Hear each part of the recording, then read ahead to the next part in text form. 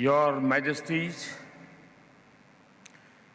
Chairperson of the African Union and my co-chairman, His Excellency Robert Mugabe, Chairperson of the African Union Commission, Madam Dlamini Juma, Excellencies,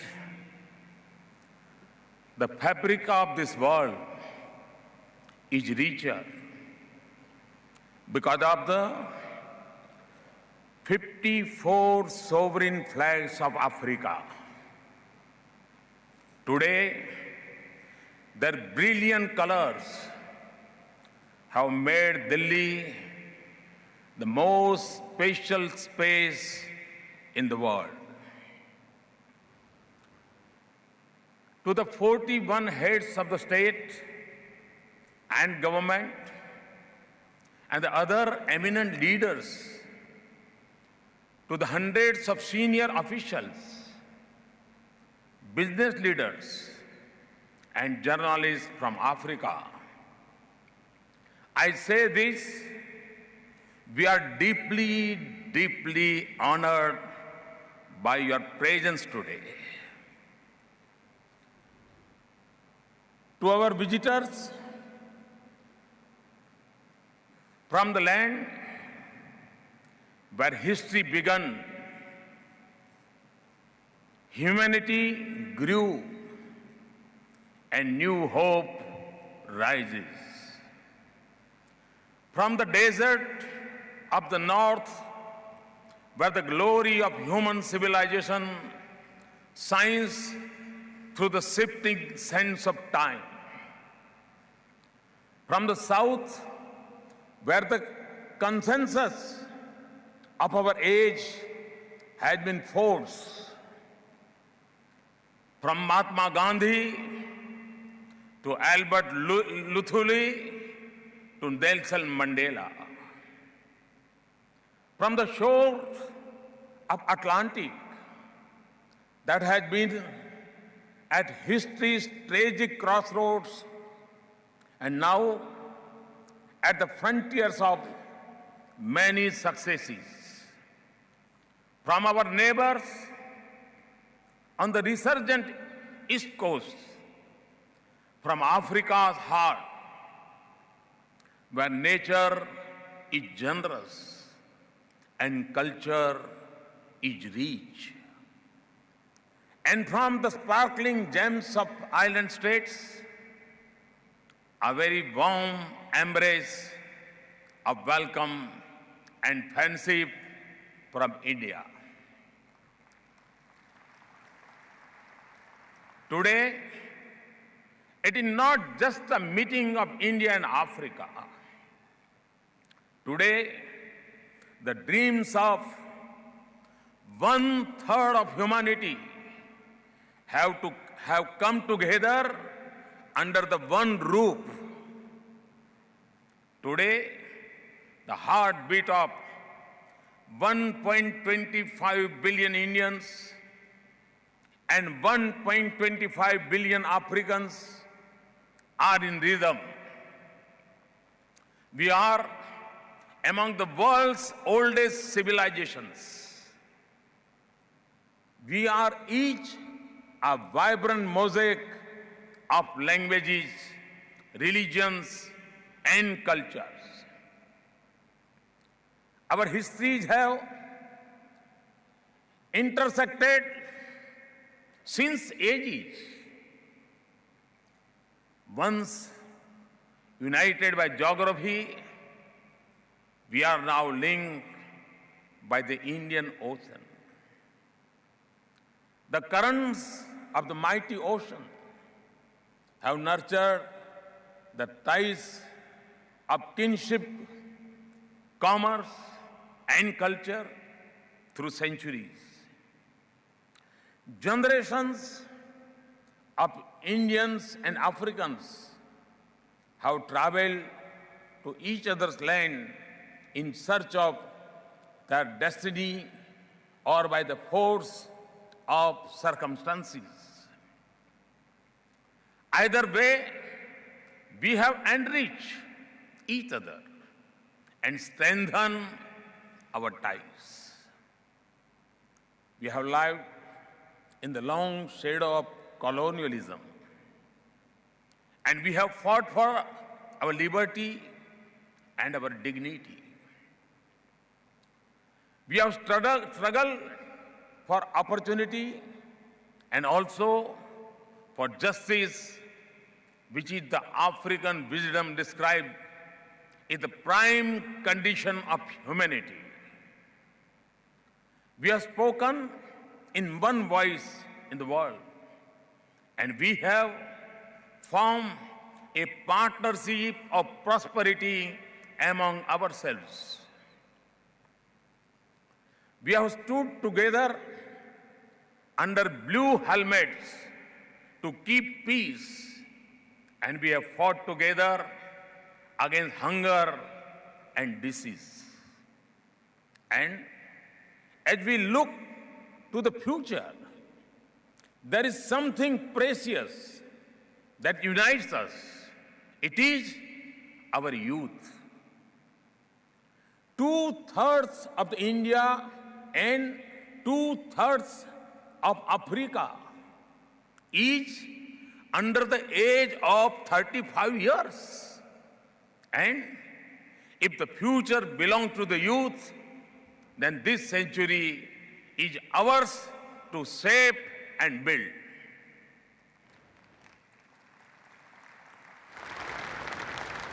Excellencies, Africa is already on that path. We are all familiar with Africa's ancient achievements. Now, it is modern styles are catching the attention of the world. The continent is more settled and stable. African nations are coming together to take responsibility for the development, peace, and security. African struggles and sacrifices are upholding democracy, combating extremism, and empowering women. Women now constitute around 20% of the elected members of parliament in Africa. To one who has played a role in that, President Sirleaf, I extend our best wishes on your birthday today.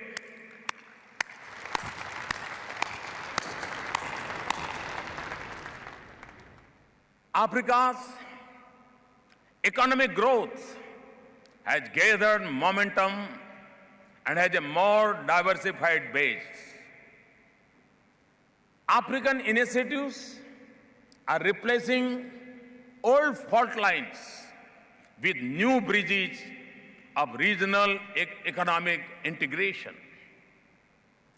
We see many successful examples of economic reforms, infrastructure development, and sustainable use of resources. There are turning a deep economies into dynamic ones. 400,000 new businesses were registered in Africa in 2030, and mobile telephone now reaches 95% of the population in many places. Africa is now joining the global mainstream of innovation. The mobile banking of M-Pesa, the healthcare innovation of Made Africa, or the agriculture innovation of Agri-Manager, and Kilimo Salama are using mobile and digital technology to transform lives in Africa. We see strong measures that radically improving healthcare, education, and agriculture. Primary school enrollment in Africa now exceeds 90%. And across its magnificent landscape, Africa is setting standards in wildlife conservation and ecotourism. Africa's sports, art, and music delight the entire world. Yes, Africa, like the rest of the developing world, has its development challenges. And like others in the world, it has its own concerns of security and stability, especially from terrorism and extremism. But I have confidence in African leadership and the African people to rise to those challenges. Excellencies, for the past 6 decades, so much of our independent journeys have been together. Now, so much of India's development priorities and Africa's lofty vision for its future are aligned. Today, Africa and India are two bright spots of hope and opportunities in the global economy. India is honored to be a development partner of Africa. It is a partnership beyond strategic concern and economic benefits. It is from the emotional bonds we share and the solidarity we feel for each other. In less than a decade, our trade has more than doubled to over $70 billion. India is now a major source of business investments in Africa. Today, 34 African countries enjoy duty-free access to the Indian market. African energy helps run the engine of the Indian economy. It is the resources are powering our industries, and African prosperity offers growing market for Indian products. India has committed $7.4 billion in concessional credit and $1.2 billion in grant since the first India-Africa summit in 2008. It is creating 100 capacity building institutions and developing infrastructure, public transport, clean energy, irrigation, agriculture, and manufacturing capacity across Africa. In the last 3 years alone, nearly 25,000 young Africans have been trained and educated in India. They are the 25,000 new links between us. Excellencies, there are times when we have not done as well as you have wanted us to. There have been occasions when we have not been as attentive as we should be. There are commitments we have not fulfilled as quickly as we should have. But you have always embraced India with warmth and without judgment.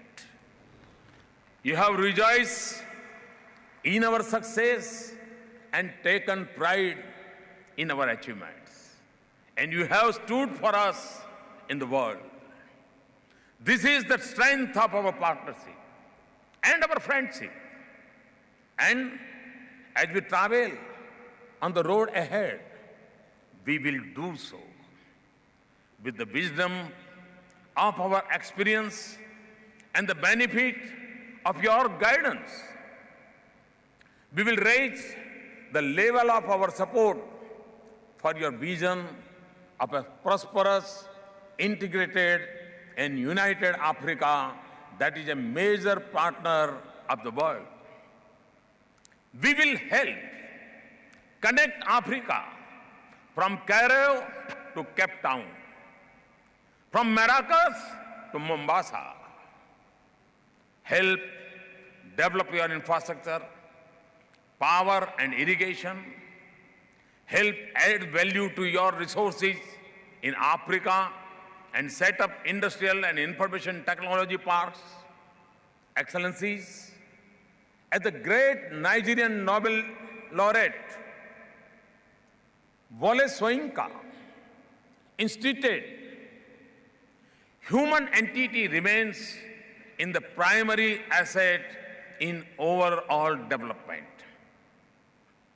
Our approach is based on the same belief that the best partnership is one that develops human capital and institution that equips and empowers a nation to have the freedom to make its own choices and shoulder the responsibility for its own progress. It also opens doors to opportunities for the youth. So, development of human capital in every walk of life will be at the heart of our partnership. We will open our doors more. We will expand teleeducation, and we will continue to build institutions in Africa.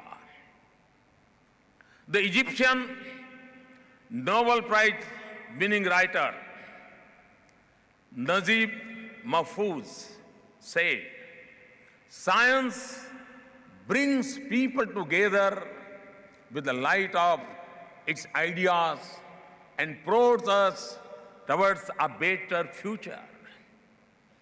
There can be no better expression of the ability of science to unify people and advance progress. So technology will be a strong foundation of our partnership. It will help develop Africa's agriculture sector. Africa has 60% of the world's arable land reserve and just 10% of the global output. Agriculture in Africa can drive the continent's march to prosperity and also support global food security. India's expertise in healthcare and affordable medicines can offer new hope in the fight against many diseases and give a newborn a better chance to survive. We will also collaborate to develop Indian and African treasures of traditional knowledge and medicines. We will make available our space assets and technology. We will use the possibilities of digital technology to transform development, public services, governance, disaster responses, resource management, and quality of life.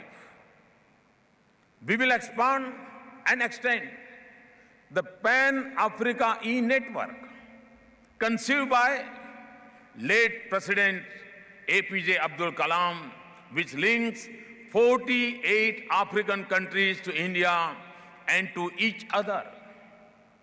This will also help set up your Pan-Africa Virtual University. We will work to reduce digital divide within Africa and between Africa and rest of the world. We will cooperate for sustainable development of blue economy that will become important future drivers of our prosperity. For me, blue economy is a part of a larger blue revolution to reclaim our blue skies and blue waters as we move on the path of clean development. Excellencies, when the sun sets, tens of millions of homes in India and Africa become dark. We want to light up lives of our people and power the future. But we want to do it in a way that the snow on Kilimanjaro does not disappear.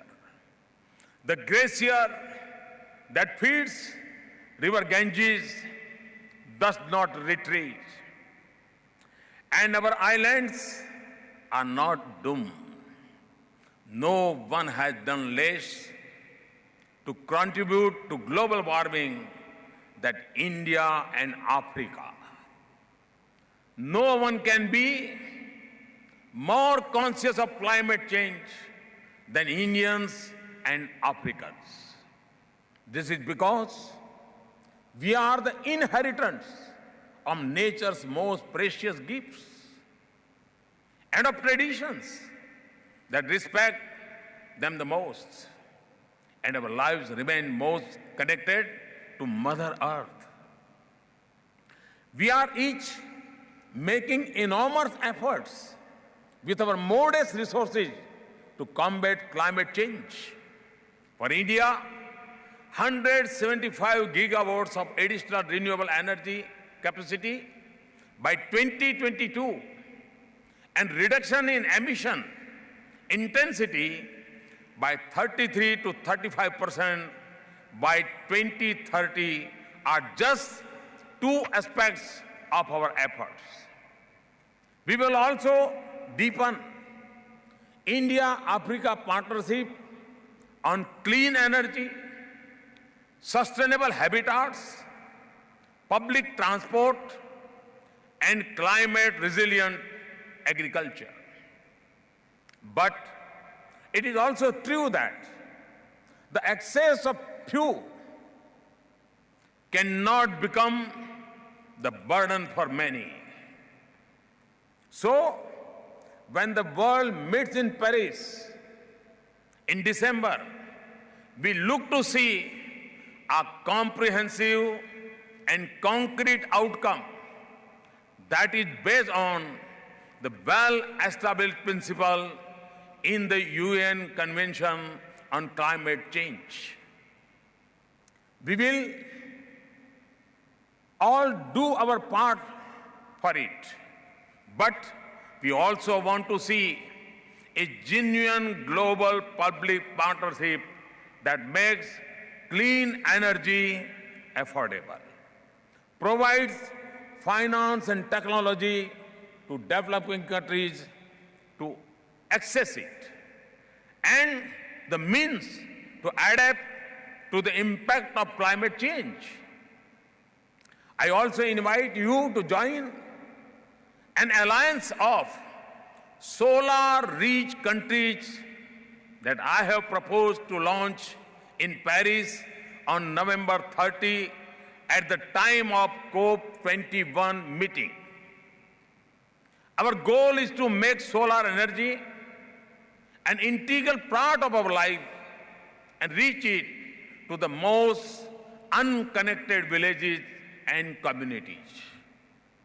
India and Africa also seek a global trading regime that serves our development goals and improves our trade prospects.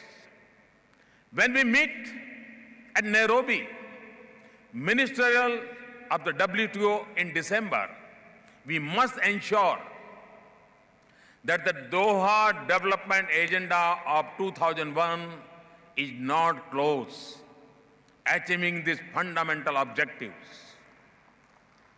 We should also achieve a permanent solution on public stockholding for food security and special safeguard mechanism in agriculture for the developing countries. Excellencies, this is a milestone year when we are setting the agenda for our future and celebrating the 70th anniversary of the United Nations. The world is undergoing political, economic, technological, and security transition on a scale and speed rarely seen in recent history. Yet, our global institutions reflect the circumstances of the century that we left behind, not the one we are in today. These institutions have served us well, but unless they adjust to the changing world, they risk becoming irrelevant. We cannot say what will replace them in an uncertain future, but we might have a more fragmented world that is less capable to dealing with the challenges of our era. That is why India advocates reform in global institutions. This is a world of free nations and awakened aspirations. Our institution cannot be representative of our world if they do not give voice to Africa, which is more than a quarter of UN members, or the world's largest democracy with 1/6 of humanity. That is why India and Africa must speak in one voice for reform of the United Nations, including its Security Council.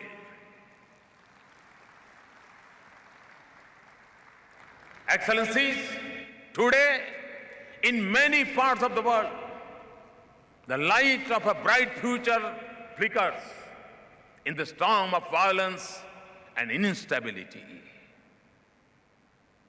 When terror snaps on the streets and beaches,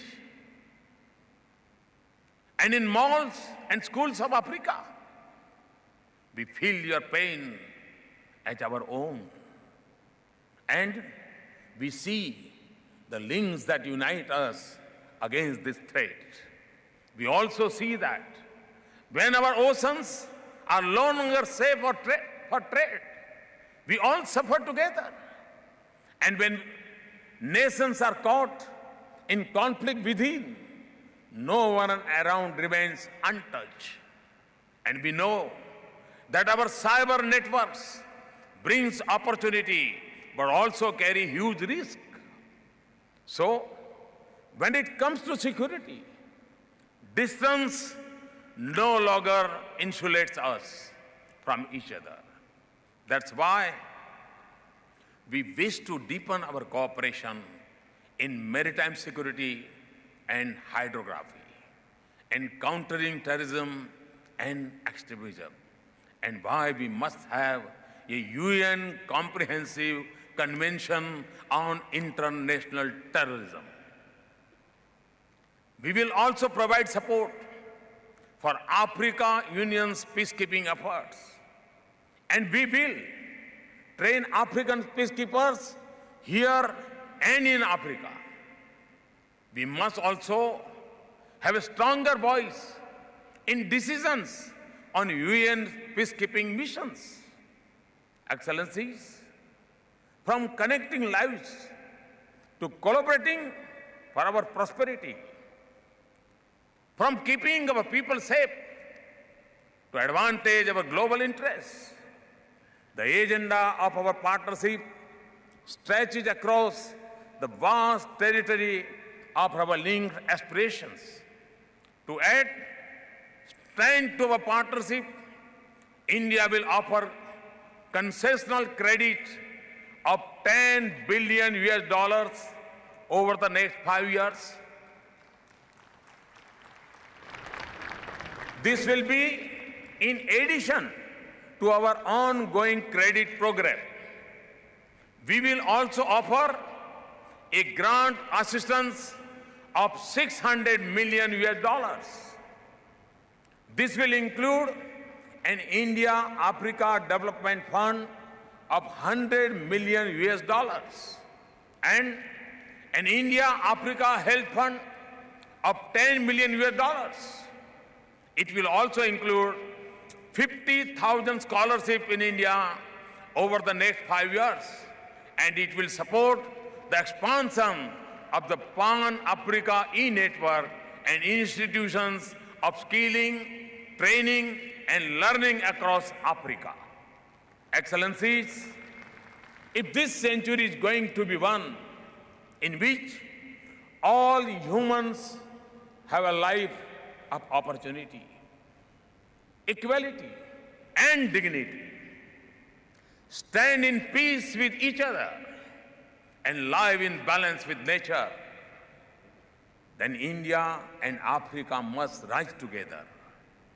We will work together from the memory of our common struggles and the tide of our collective hopes, from the richness of our heritage and the commitment to our planet, from the place to our people and the faith in our future, from the generosity of the African saying that a small home, the small home can hold 100 friends. From the spirit of India's ancient belief, Santah Swayam Parhite Nihita Biyogaha, that great souls are always making the initiatives to do good to others. From the inspirations of Mandela's call to live in a way that respects and enhances the freedom of others, today we pledge to work together with our steps in rhythm and our voices in harmony. This is not a new journey, not a new beginning, but this is a new promise of a great future for an ancient relationship. Your presence here today, Your Majesties and Excellencies, is the strongest proof of our resolve and our commitment. Thank you very much. Thank you.